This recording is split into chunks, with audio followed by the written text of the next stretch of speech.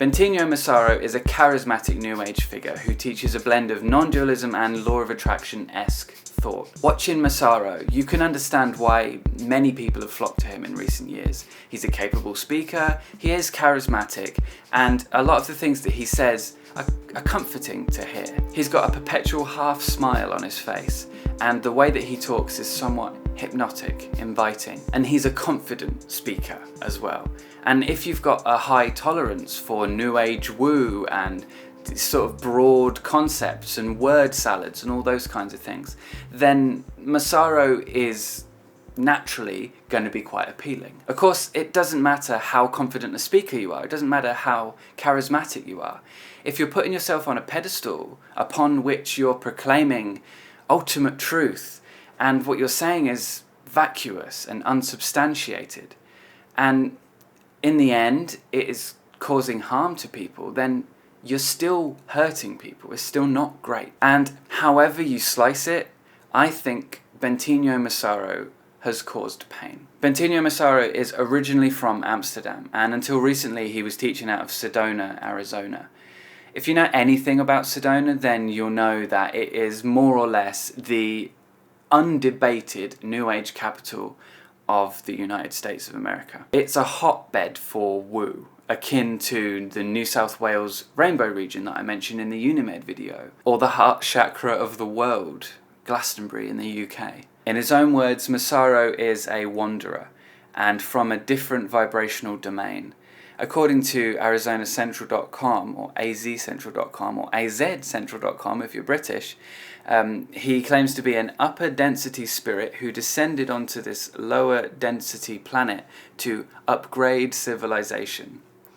If that doesn't scream Messiah complex to you, I don't know what does. Massaro claims that he is so much freer than anyone he's ever met, and also claims to have a 95% success rate with changing the weather with his mind. He also claims to be able to literally move mountains, and there's this video of him moving tinfoil with his mind. Not mountains, mind you, tinfoil, but I mean, claiming to be able to move anything with just your mind alone is, I think, is a little out there. He's definitely not just blowing the tinfoil gently from out of the frame. His website states that he is extraordinary and he wants to create an enlightened civilization on the planet by 2035. Now, if this civilization is going to be following what he's saying, I don't think it's going to be enlightened. I think it's going to be deluded. Let me tell you why I think that. Some of his more worrying teachings include, but are not limited to, such bold assumptions as, it's funny when someone is triggered. A blasé attitude for something he clearly does not understand the realities of. Unfortunately, though, this is actually quite common in spiritual traditions that teach this kind of transcendence of the human experience. They kind of trivialize the human experience to an extent. It reminds me of people that live on planet Earth and then say, this can't be all there is. Have you seen mountains? Have you seen waterfalls? I remember hearing Stephen Fry talk about this a little bit. It's astonishing that anyone could be like, this can't be all there is, right? I mean, for a decent bunch of humans, human life is one of the most intricate, beautiful, painful, devastating, heartwarming, overwhelmingly incredible things. I mean, that's not the case for everyone. There are exceptions to that, of course. But, I mean, I personally would go so far as to say that human life is probably all we're going to experience, right? Why would we sit there and say, this can't be all there is? And equally, why would we sit there and say that aspects of the human experience which are incredibly painful are funny? I can understand why, to an extent, I can understand why. From that belief system, from that way of seeing the world, I could understand why someone might think that. But to go from thinking that, to saying that, to teaching that, and proclaiming yourself a spiritual authority while saying that. If we could all just have a little bit more respect for traumatized people, that would be great. The paradox of humility is you have to accept the opinion of someone who feels good about someone else being raped. How many times are New Age leaders going to use flaccid tripe to justify horrible things? It's beyond me. Another one. Spaceships are docking in and out of Station Earth, and all these ET beings are enjoying interacting with us. Okay, fine. Prove it, but fine. Massaro also says that he doesn't have a definition of cult, but he does make it a fun little acronym. Curious and unconditionally loving tribe. We've heard tribe used as a placeholder for cult before. The classic moving of the goalposts there. Now, speaking of moving the goalposts, when I was researching Bentinho and his teachings, I didn't really find a lot of it very easy to pin down. Apparently there's a reason for that. It's not just because of all the buzzwords he uses. In fact, in Massaro's own words, he doesn't believe most of what he says. You do see this a fair bit in the cult that I was in as well. The idea that you need to find your own truth and that truth is subjective in some way is kind of one of the top things, right? The issue is this philosophy gets really tricky really quickly. So if someone tells you the truth and then you go out and you live your life and by testing that truth you find out that it is in fact true, you're all set. You're fine. You're not really dependent on the person who told you that because the truth itself stands up as a truth.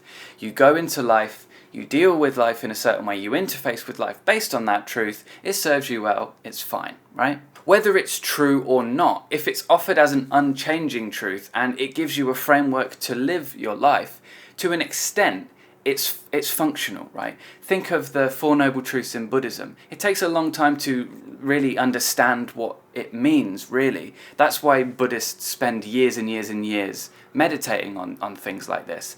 But the Four Noble Truths are offered as static, unchanging truths. So you can take them, you can spend years understanding them, then you can go out into the world, off of your mountain or whatever, and you can live life based on those truths and interface with reality based on those truths.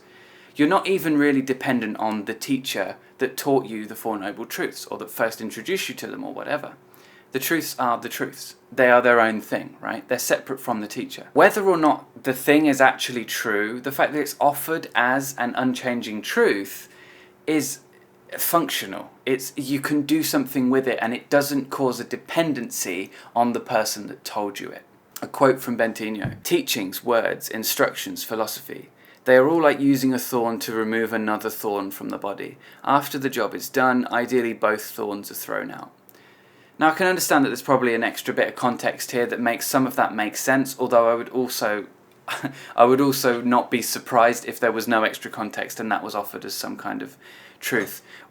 We will get on to offering vague ideas as truth later and as advice later. But here's the issue.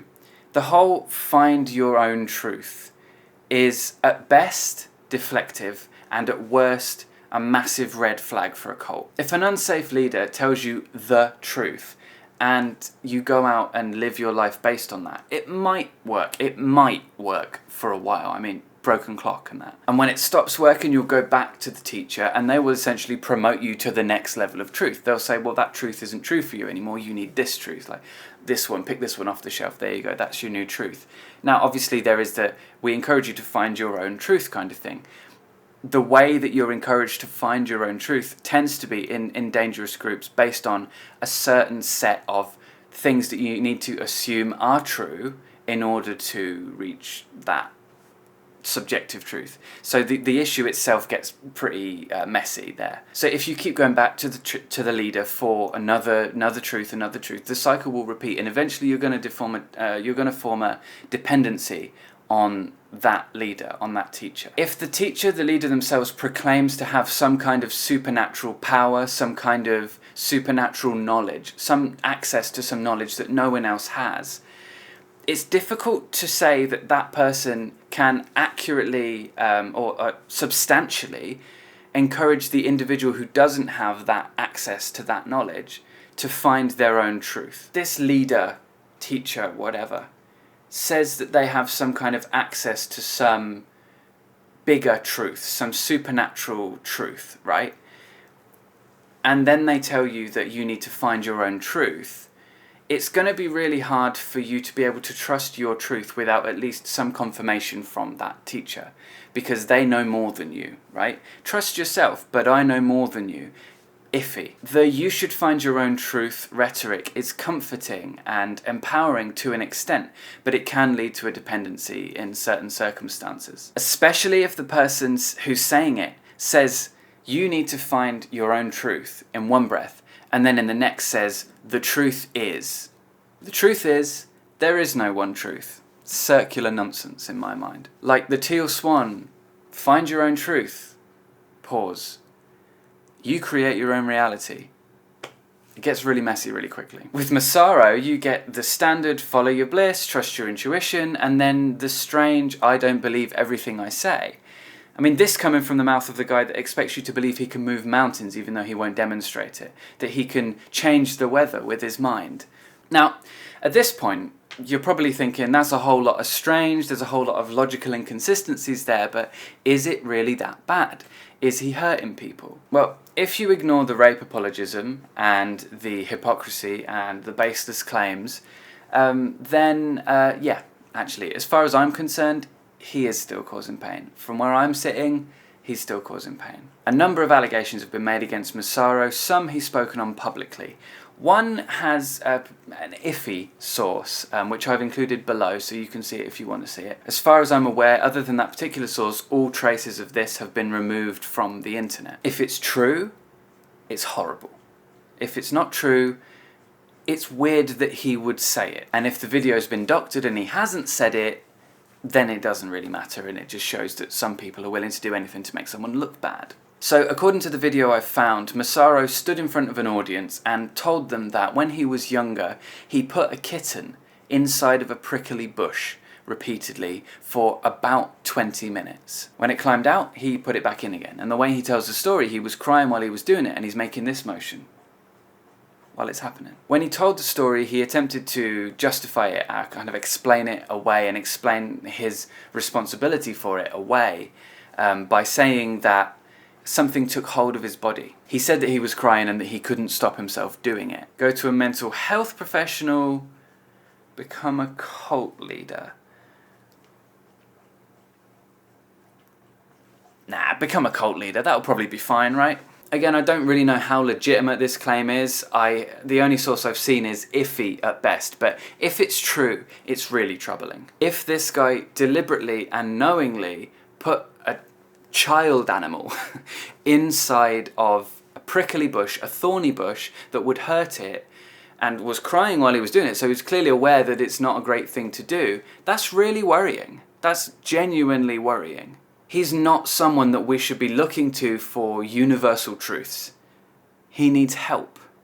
Another case in particular caught my eye.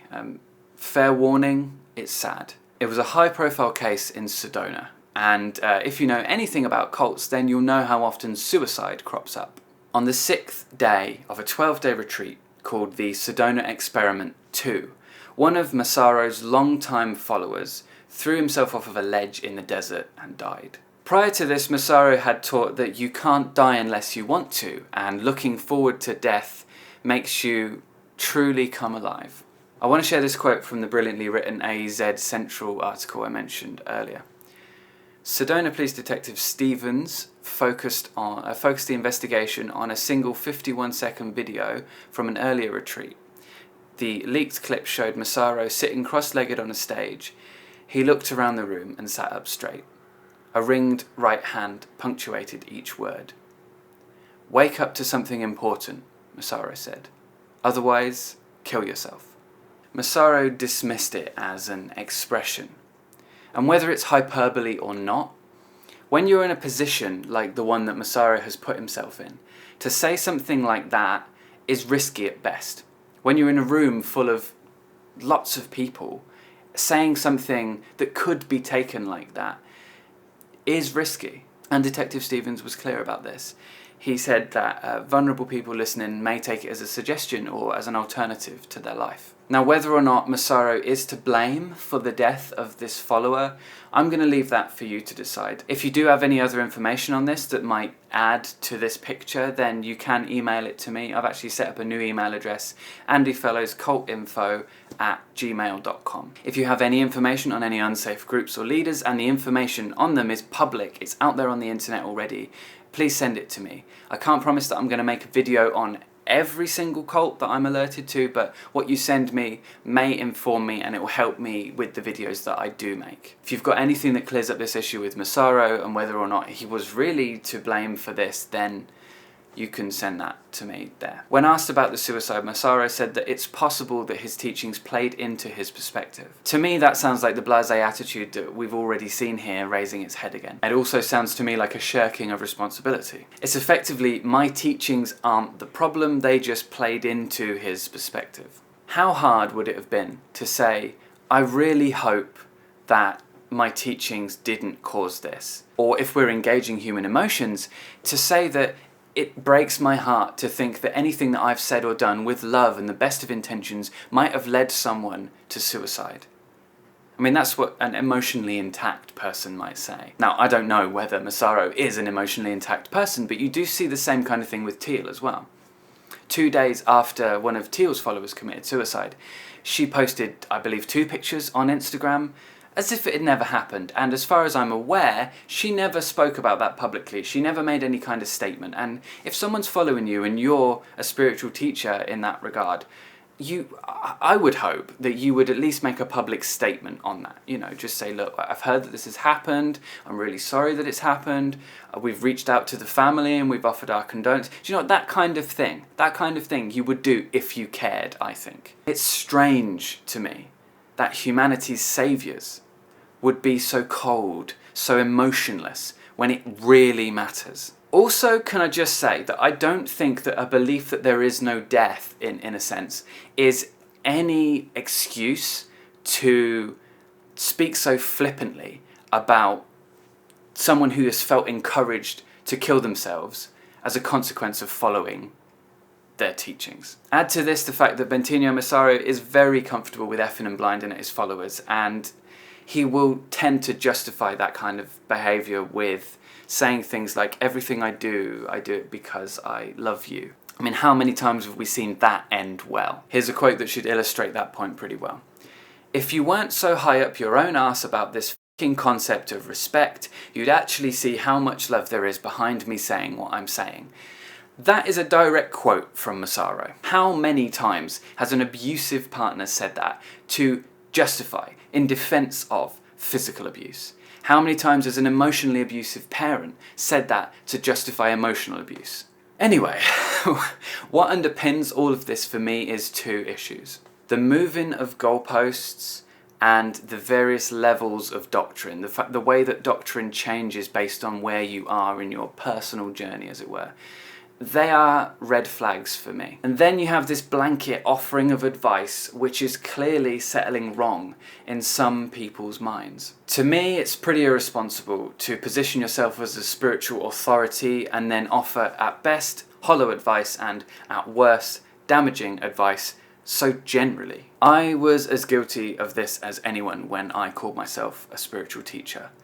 And it's a reality I woke up to when I jumped off of the New Age bandwagon and realised that basically no one really has the answers on these kinds of things, because there's not really any way that we can know the answers on these kinds of things at this point in our history. From where I'm standing, no one, including myself, has anything really transcendental to offer about the reality of the universe or any real divine wisdom. There's a whole other video in this point, I think, the whole idea of whether it's a good idea to sit in front of a large group of people and offer general advice to them, especially if you're claiming that you have access to some kind of God-level knowledge. But initially, here's my thinking. The thing with vague and general advice is this. Think of the vague and vacuous quotes that you see on Facebook, ones that I, as much as anyone else, have shared in the past.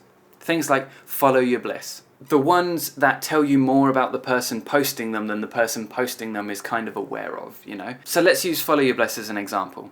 if someone posts follow your bliss and a number of people see it, one person might see that and they're like a blogger mum, right? And their bliss is writing restaurant reviews or whatever, right? That's okay. That's fine advice. It doesn't really add anything to their life necessarily, but it's fine. The advice is fine. But now consider someone who is an addict, for example. My bliss 9 years ago was probably smoking another spliff instead of going to my classes at college. I didn't, because I didn't follow my bliss. I smoked a spliff in the break and then I went to my classes at college.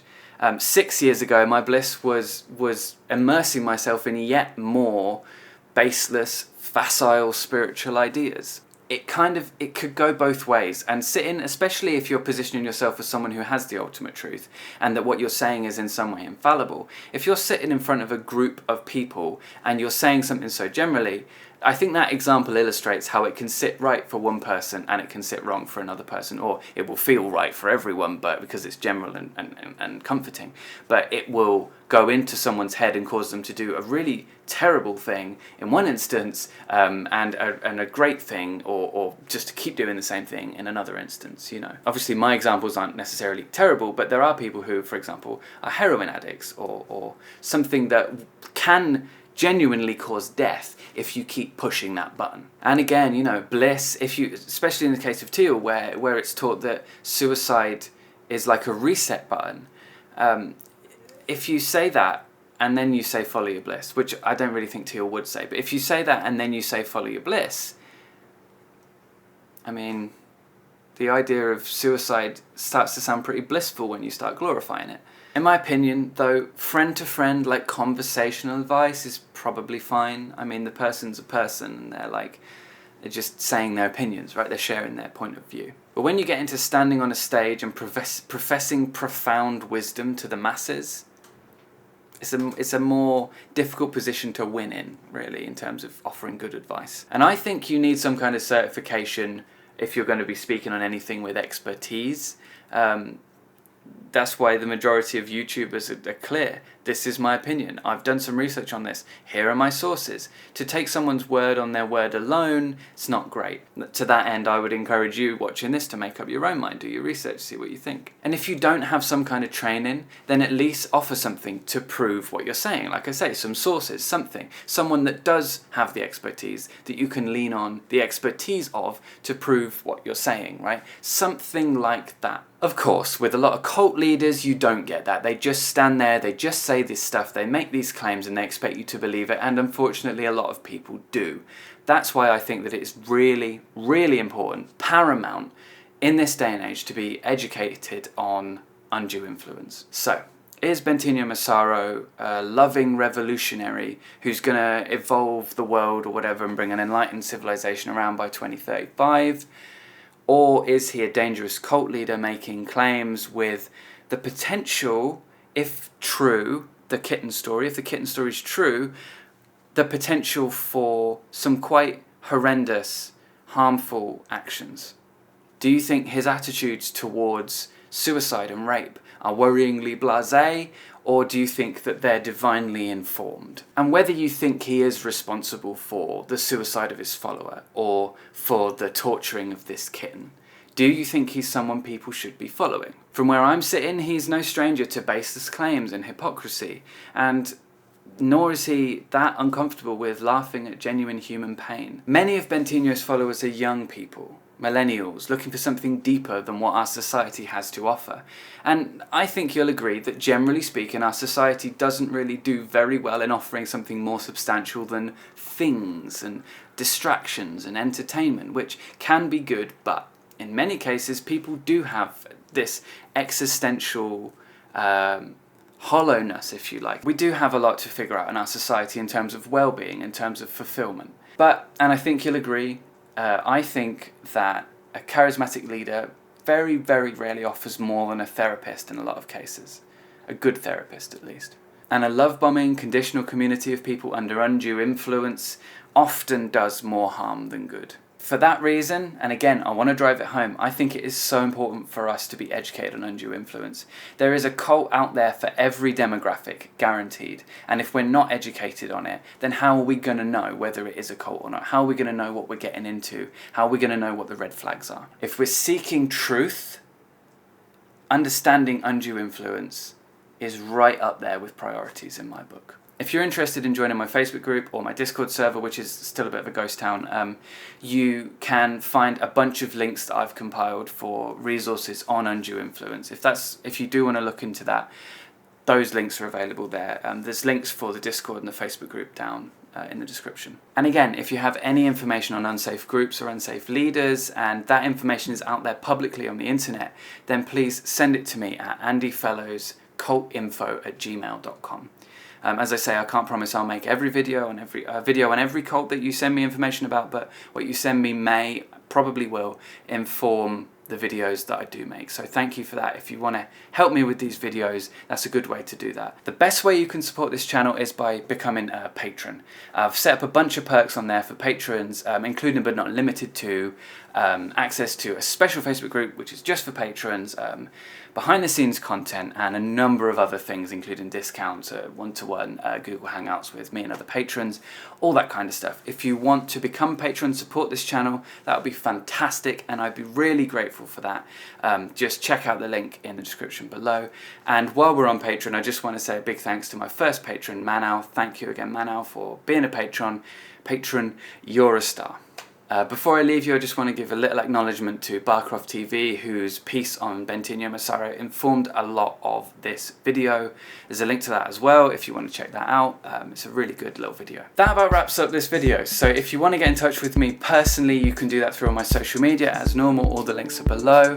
I'm looking forward to hearing from you, and I will see you in the next video.